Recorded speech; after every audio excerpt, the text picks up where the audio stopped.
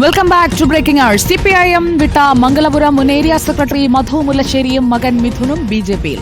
BJP സംസ്ഥാന അധ്യക്ഷൻ K സുരേന്ദ്രനിൽ നിന്നാണ് അംഗത്വം സ്വീകരിച്ചത്. സിപിഐഎം വിട്ടതിനു ശേഷവും നേതാക്കൾ തന്നെ ബന്ധപ്പെട്ടെന്ന് മധു മുല്ലശ്ശേരി പ്രതികരിച്ചു. വരും ദിവസങ്ങളിൽ കൂടുതൽ സിപിഐഎം നേതാക്കൾ ബിജെപിയിൽ ചേരുമെന്ന് സംസ്ഥാന അധ്യക്ഷൻ കെ സുരേന്ദ്രനും പറഞ്ഞു. എറണാകുളം ജില്ലകളിൽ നിന്ന് നിരവധി സിപിഐഎം പാർട്ടി മെമ്പർമാർ ഇതിനോടകം തന്നെ ഞങ്ങളുമായിട്ടുള്ള ആശയവിനിമയം നടത്തി കഴിഞ്ഞിരിക്കുന്നു.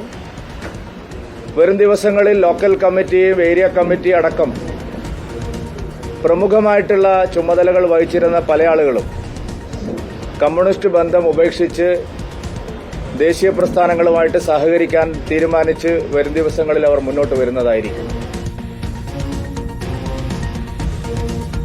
ടി വി പ്രസാദ് ചേരുന്നു തിരുവനന്തപുരത്ത് നിന്ന്. ടി വി പ്രസാദ്, മധു മുല്ലശ്ശേരി സിപിഐഎമ്മിൽ നിന്ന് ബിജെപിയിലേക്ക് എത്തുമ്പോൾ കൂടെ ആരും ഉണ്ടാകില്ല എന്നാണ് പാർട്ടി നേതൃത്വം, ജില്ലാ നേതൃത്വം വിജോയ് അടക്കം പറഞ്ഞുകൊണ്ടിരുന്നത്. എന്നാൽ മകനും ഒപ്പമെത്തി അംഗത്വമെടുക്കുന്നു. കൂടുതൽ പേർ പിന്നാലെയുണ്ട് എന്ന് കെ സുരേന്ദ്രനും ആത്മവിശ്വാസത്തോടെ പറയുന്നതിന്റെ അടിസ്ഥാനം എന്താണ്?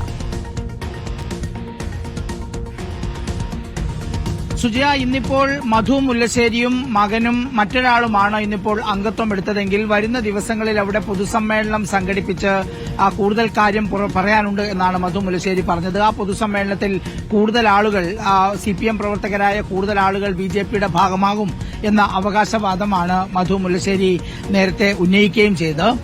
ഇന്നിപ്പോൾ അംഗത്വം നൽകിക്കൊണ്ട് കെ സുരേന്ദ്രൻ പറഞ്ഞത് ബിജെപി സിപിഎമ്മിൽ നിന്ന് വിടുന്നവർ, പുറത്തേക്ക് വരുന്നവരെല്ലാം കോൺഗ്രസിലേക്കല്ല, അത് ബിജെപിയിലേക്കാണ് പോകുന്നത്. അതുകൊണ്ട് തന്നെ ബിജെപിയിലേക്ക് വരുന്നവരെ പ്രതികാരത്തോടെയാണ് സർക്കാരും സിപിഎമ്മും കാണുന്നതെന്ന് സുരേന്ദ്രൻ പറയുകയുണ്ടായി. അതിന്റെ ഉദാഹരണമായി പറഞ്ഞത് ബിപിൻ സി ബാബു കഴിഞ്ഞ ദിവസം ആലപ്പുഴയിൽ നിന്ന് ബിജെപിയിലെത്തി.